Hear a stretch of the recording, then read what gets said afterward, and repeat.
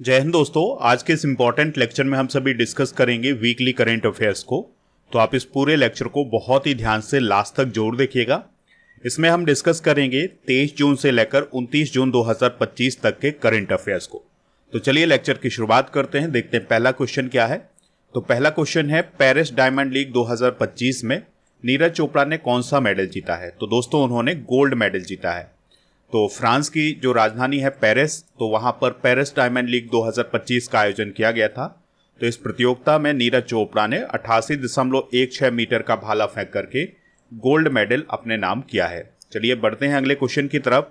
विश्व para athletics championship 2025 के लिए लॉन्च किए गए शुभंकर का क्या नाम है। आंसर हो जाएगा विराज। तो दोस्तों विश्व पैरा एथलेटिक्स चैंपियनशिप 2025 का जो आयोजन है ये भारत में किया जाना है और भारत में दिल्ली में इसका आयोजन किया जाना है। तो इसके लिए अभी हाल ही में एक शुभंकर यानी मस्कट लॉन्च किया गया है जिसका नाम है विराज।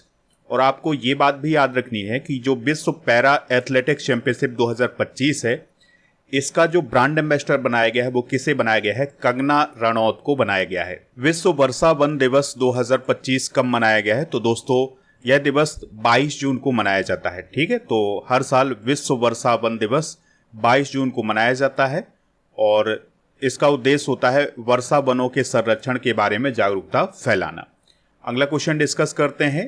डिजिटल भुगतान पुरस्कार 2024-25 से किसे सम्मानित किया गया है या किसे ये प्रदान किया गया है। तो इंडिया पोस्ट पेमेंट बैंक को डिजिटल भुगतान पुरस्कार 2024-25 प्रदान किया गया है। अच्छा, ये पुरस्कार किसने प्रदान किया है। तो वित्त मंत्रालय के अंतर्गत जो वित्तीय सेवा विभाग है उसने ये पुरस्कार दिया है। बात करें अगर हम इंडिया पोस्ट पेमेंट बैंक की, तो इसकी शुरुआत 2018 में हुई थी।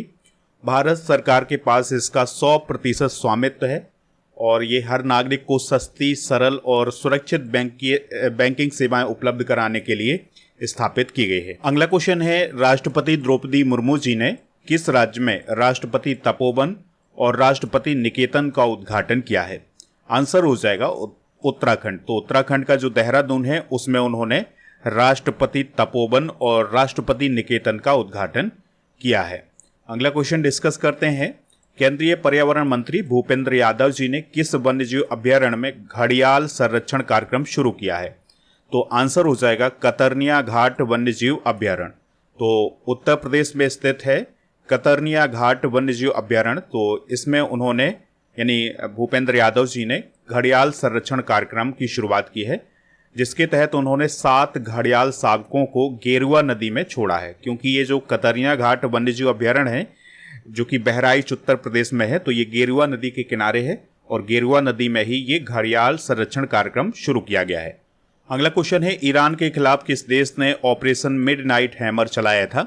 आंसर हो जाएगा अमेरिका। तो देखिए ईरान और इजराइल के बीच युद्ध चल रहा था लेकिन बीच में आ गया अमेरिका और अमेरिका ने 22 जून 2025 को ईरान के खिलाफ एक ऑपरेशन चलाया जिसका नाम दिया ऑपरेशन मिडनाइट हैमर। तो इस ऑपरेशन के तहत ईरान के 3 प्रमुख परमाणु ठिकानों पर हमला किया गया था जिसमें पहला था फोर्डो, दूसरा था नतांज और तीसरा था इस्फहान। अगला क्वेश्चन है, भारत का तीसरा पूर्ण साक्षर राज्य कौन बना है।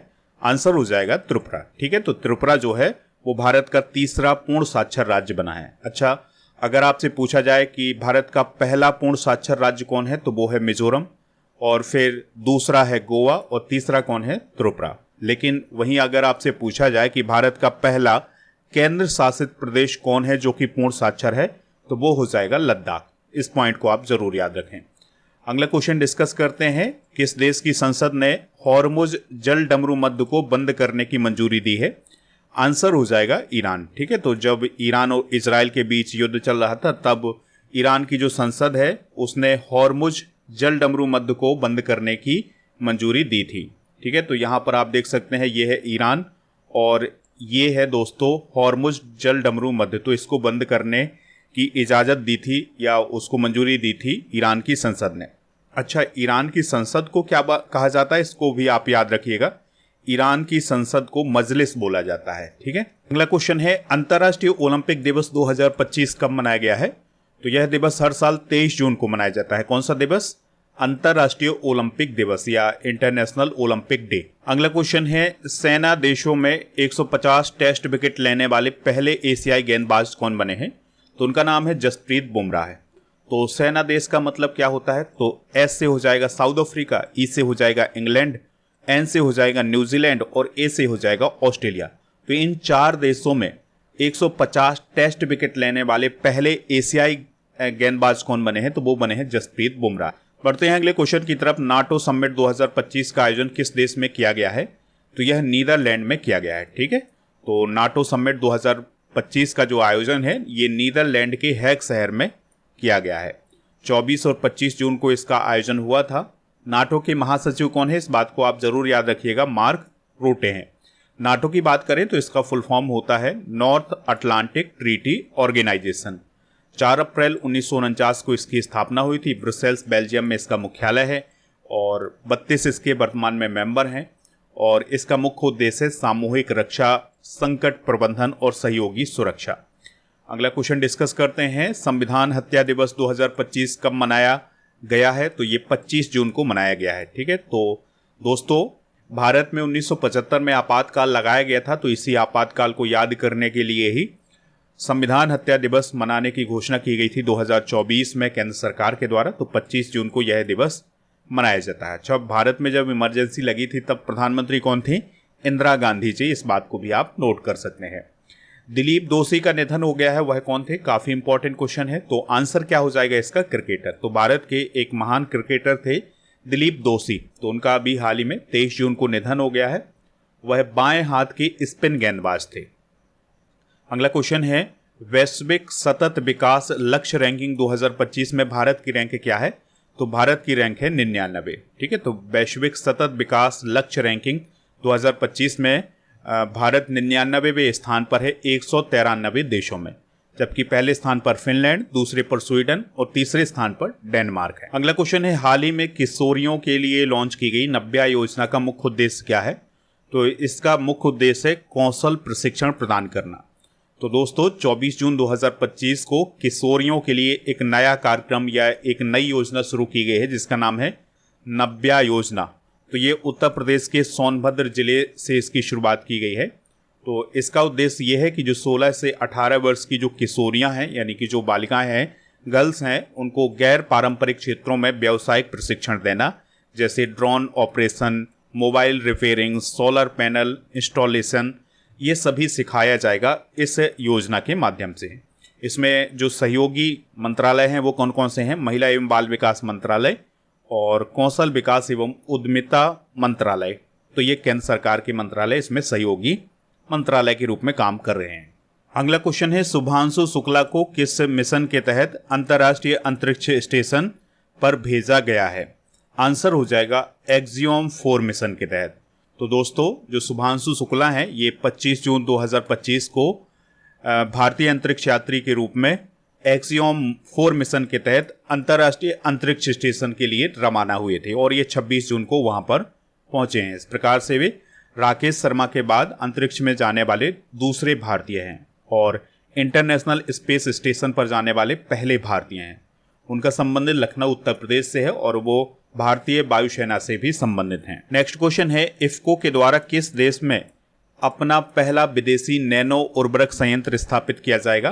तो ये ब्राजील देश में स्थापित किया जाएगा। तो ब्राजील का जो कुरिटिबा शहर है वहां पर इफ्को के द्वारा अपना एक नैनो उर्वरक संयंत्र स्थापित किया जाएगा। ठीक है, तो यह इफ्को का पहला विदेशी नैनो उर्वरक संयंत्र है। अगला क्वेश्चन है, हाल ही में जेसीबी साहित्य पुरस्कार बंद कर दिया गया है, यह पुरस्कार कब शुरू हुआ था? तो यह पुरस्कार शुरू हुआ था 2018 में, लेकिन 2025 में जाकर के इसको बंद कर दिया गया है। इसके तहत काफ़ी बड़ी राशि दी जाती थी साहित्यकारों को। तो जो लेखक होता था उसको 25 लाख रुपए और उसके अनुवादक को 10 लाख रुपए की राशि दी जाती थी। तो साहित्य के क्षेत्र में दोस्तों इतनी बड़ी राशि किसी भी पुरस्कार में नहीं दी जाती है।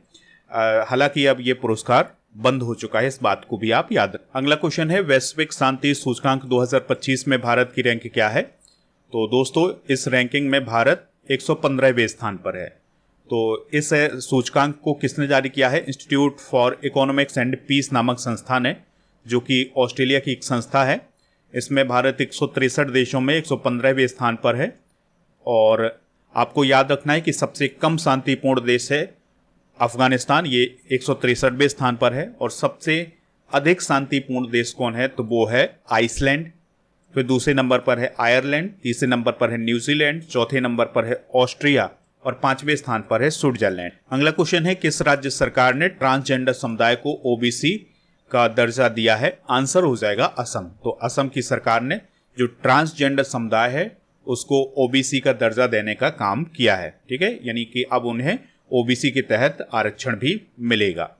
अगला क्वेश्चन है, फ्रांसीसी वैज्ञानिकों ने किस नाम का नया रक्त समूह खोजा है? तो उन्होंने ग्वाडा नेगेटिव करके एक नया रक्त समूह खोजा है अभी हाल ही में। क्वेश्चन है, 5वें खेलो इंडिया यूनिवर्सिटी गेम्स 2025 की मेजबानी कौन सा राज्य करेगा? तो आंसर क्या हो जाएगा इसका? राजस्थान। यानी कि जो खेलो इंडिया यूनिवर्सिटी गेम्स हैं 2025 वाले, ये राजस्थान राज्य में आयोजित किए जाएंगे। ठीक है, और ये नवंबर में आयोजित होंगे और पूर्णिमा यूनिवर्सिटी और राजस्थान यूनिवर्सिटी में ये खेल आयोजित किए जाएंगे। संघाई सहयोग संगठन यानी एससीओ के रक्षा मंत्रियों की बैठक 2025 किस देश में आयोजित की गई है? तो यह आयोजित की गई है चाइना में। तो दोस्तों, चाइना का जो किंगदाओ शहर है वहां पर एससीओ रक्षा मंत्रियों की बैठक आयोजित की गई थी 25 और 26 जून को। इसमें भारत की तरफ से रक्षा मंत्री राजनाथ सिंह जी भी शामिल हुए थे। एससीओ की बात करें तो इसे संघाई कोऑपरेशन ऑर्गेनाइजेशन बोला जाता है। 15 जून 2001 को इसकी स्थापना हुई थी संघाई चाइना में, बीजिंग चाइना में इसका हेडक्वार्टर है। और वर्तमान में इसका अध्यक्ष यानी 2025 में इसका अध्यक्ष है चाइना। इसके 10 मेंबर हैं जिसमें भारत, चाइना, रूस, Pakistan, Iran, Kazakhstan, Tajikistan, Uzbekistan, Kyrgyzstan, Belarus, ये सभी शामिल हैं। अगला क्वेश्चन है, नीरज चोपड़ा ने ओस्ट्रावा गोल्डन स्पाइक 2025 में कौन सा मेडल जीता है? तो दोस्तों, उन्होंने गोल्ड मेडल जीता है। ठीक है, तो नीरज चोपड़ा ने ओस्ट्रावा गोल्डन स्पाइक 2025 जो प्रतियोगिता आयोजित की गई थी चेक रिपब्लिक देश में, तो उन्होंने उसमें गोल्ड मेडल हासिल किया है। और उन्होंने पेरिस डायमंड लीग 2025 में भी गोल्ड मेडल ही जीता था। और दोहा डायमंड लीग 2025 में उन्होंने सिल्वर मेडल जीता था। ये बात भी आप याद रखिए। अगला क्वेश्चन है, बांग्लादेश की अंतरिम सरकार ने किस दिन को नया बांग्लादेश दिवस घोषित किया है? आंसर हो जाएगा 8 अगस्त को। तो अब 8 अगस्त को हर साल बांग्लादेश में नया बांग्लादेश दिवस मनाया जाएगा। अगला क्वेश्चन है, the one cricket my life and more किसकी आत्मकथा है जिसको हाल ही में लॉन्च किया गया है? तो यह शिखर धवन की आत्मकथा है जो कि पूर्व क्रिकेटर हैं। तो उसको अभी हाल ही में लॉन्च किया गया है। तो इस आत्मकथा में उन्होंने बचपन से लेकर के अंतर्राष्ट्रीय क्रिकेट तक का सफर बताया हुआ है। ठीक है, तो किताब का नाम क्या है? The one cricket my life and more. अगला क्वेश्चन है, बोनालू महोत्सव 2025 किस राज्य में मनाया गया है? तो यह मनाया गया है दोस्तों अभी हाल ही में तेलंगाना राज्य में। कौन सा उत्सव है ये? बोनालू महोत्सव। अगला क्वेश्चन है, भारत की पहली क्वांटम कंप्यूटिंग वैली कहाँ स्थापित की जाएगी? तो यह अमरावती में स्थापित की जाएगी। तो भारत की पहली quantum computing valley Amaravati Andhra Pradesh में स्थापित की जानी है। अगला क्वेश्चन है, 78वीं सीनियर राष्ट्रीय एक्वाटिक चैंपियनशिप 2025 में पहला स्थान किसने हासिल किया है? तो कर्नाटका ने पहला स्थान हासिल किया है।